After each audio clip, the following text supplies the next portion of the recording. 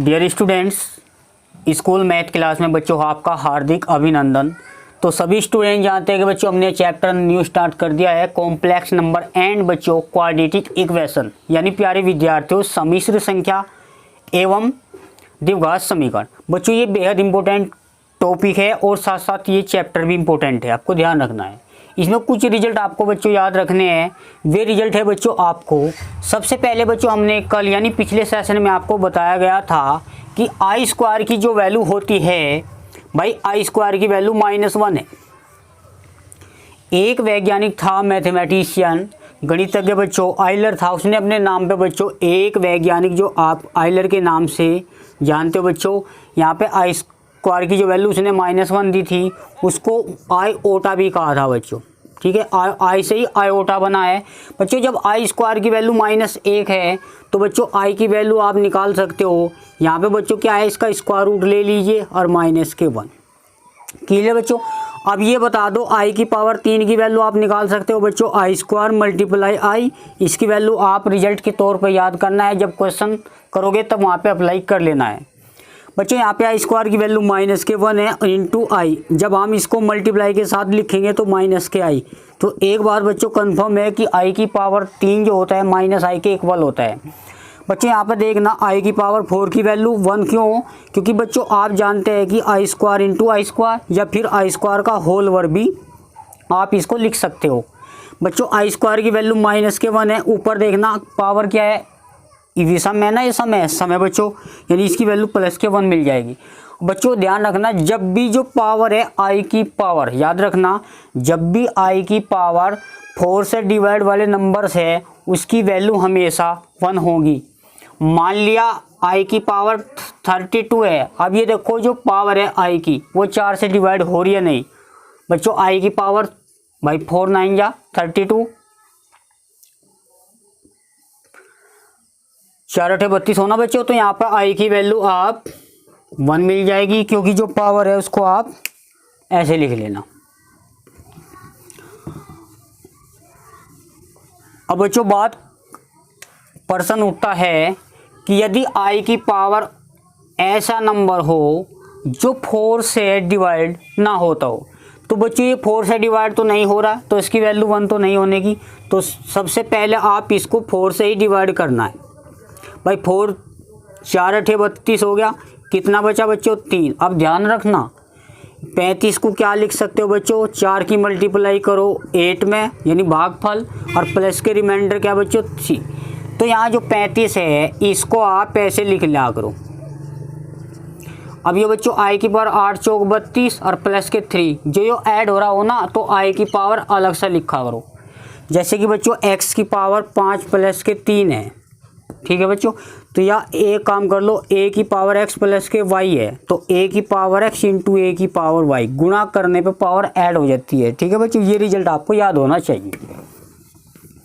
तो जो शेष फल आता है बच्चों रिमाइंडर, वो आपको आई की पावर अलग से लिखना है। अब बच्चों इसकी वैल्यू कितनी हो 1, और यहाँ पे आई की पावर 3 की वैल्यू -i, जो अभी बताया तो -i। तो याद करो, मान लिया आई की पावर 51 है भाई, 51 है। अब 4 से तो डिवाइड हो नहीं पा रहा, तो आप कैसे करोगे, डिवाइड बाई 4। देखना बच्चों 4 ही कम 4 कितना बच गया 1, 4 दूनी 8 कितना बच गया 3। तो सोचना नहीं बच्चों, डायरेक्ट समझने का प्रयास करेंगे। 4 × 12 और प्लस के 3। अब बच्चों क्लियर होगी बात। देखना भागफल भाजक मल्टीप्लाई भागफल प्लस रिमाइंडर, ये आपको याद रखना। हमने एक चीज़ बताई अभी 12 चौक 48 जो ऐड होता है यानी रिमाइंडर है, उससे अलग लिख ले को आई की पावर, क्योंकि बच्चों इसको हम लिख सकते हैं ऐसे। अब ये बताओ पावर 4 से डिवाइड हो रही बस, देखना 4 × 12 चौक 48, तो इसकी वैल्यू तो 1 होगी और इसकी वैल्यू क्या होगी -1, इस टाइप से। ठीक है बच्चों, जितनी वैल्यू है जब एक्सरसाइज करेंगे तब वहाँ बच्चों आपको बता देंगे कि कैसे क्वेश्चन करते हैं। यहाँ पे आज थोड़ा बेसिक पढ़ेंगे। देखना प्यारे बच्चों, सबसे पहले यहाँ नोट है बच्चों, रिजल्ट आपको याद कर लेने हैं। तो z बराबर x प्लस आई वाई, यहाँ z बराबर x प्लस आई वाई। x को क्या माने बच्चों, रियल पार्ट, और x को रियल पार्ट मान रहे हो आई का कोफिशिएंट बच्चों, जो भी आई का गुणांक होता है उसको हम इमेजिनरी पार्ट बोलते हैं। बच्चों यहाँ पर रियल पार्ट का मतलब होता है वास्तविक भाग, और ये बच्चों काल्पनिक भाग। बात सही है ना? ये तो आपका वास्तविक भाग है, काल्पनिक भाग है। वही बात यहाँ पे बच्चों कही जा रही है। तो रियल पार्ट ऑफ जेड, बच्चों जेड है यहाँ पे कॉम्प्लेक्स नंबर होता है, तो जेड का जो वास्तविक भाग है वो आपका जेड एक्स होता है विदाउट आई का। और इमेजिनरी पार्ट ऑफ जेड यानी जेड का जो काल्पनिक भाग है वो बच्चों क्या है, वाई। और काल्पनिक भाग को हम अधिकल्पित भाग भी बोल सकते हैं, यानी आई का जो कोफिशिएंट होता है उसको हम बच्चों इमेजिनरी पार्ट बोल सकते हैं। बच्चों ये रिजल्ट हमने शॉर्ट में बोल दिया। अब रियल पार्ट ऑफ जेड, इसको शॉर्ट में ऐसे लिख लीजिए, रियल पार्ट ऑफ जेड। तो आर ई और कोष्टक में जेड, नहीं जेड का आर ई से क्या बना, रियल पार्ट। तो जेड का वास्तविक भाग क्या है बच्चों, एक्स, और आई एम का मतलब imaginary part of Z. Short form में ऐसे करेंगे बच्चों, ठीक है। तो यहाँ पे रिजल्ट आपको याद कर लेना है। एक रिजल्ट बच्चों यहाँ पे बहुत इंपॉर्टेंट है, जब क्वेश्चन आएगा आपको ध्यान रखना कैसे अप्लाई करते हैं। यहाँ पे फिलहाल के लिए रिजल्ट याद करो जिससे आपको क्वेश्चन करते वक्त नया ना लगे।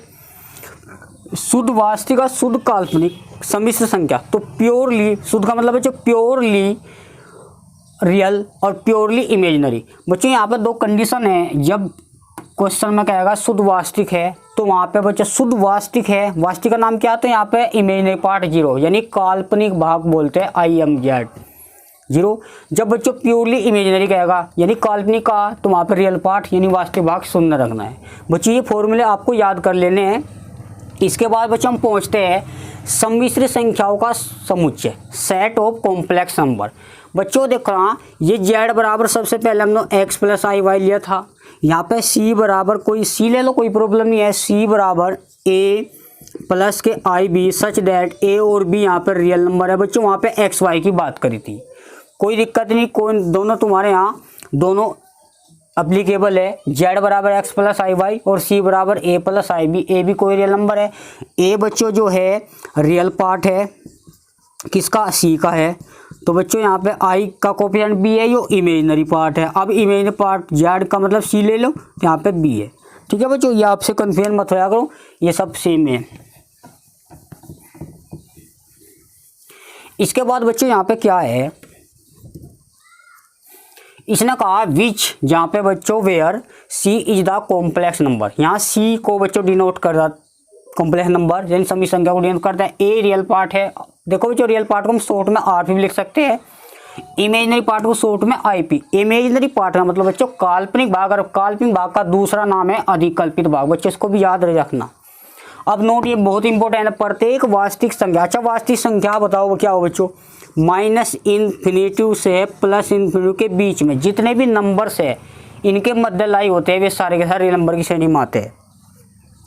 Every real number is always complex number, यानी प्रत्येक वास्तविक संख्या हमेशा क्या होती है बच्चों, समी संख्या होती है। अब कोई भी नंबर ले लो, आप जीरो ले लो, बताओ समी संख्या है नहीं भाई। समी संख्या क्या परिभाषा क्या है, एक्स प्लस के आई वाई, यानी इसमें रियल पार्ट और इमेजिनरी पार्ट होना चाहिए। यहाँ पर रियल पार्ट जीरो है, इमेजिनरी पार्ट तो नहीं बच्चों, उसको आप जीरो आई लिख लीजिए, क्योंकि यहाँ एक्स की वैल्यू जीरो और वाई की वैल्यू भी जीरो। ये एक्स होता है बच्चों रियल पार्ट जिसमें आई नहीं होती, और जो आई का कोफिशिएंट वो वाई होता है यानी इमेजिनरी पार्ट।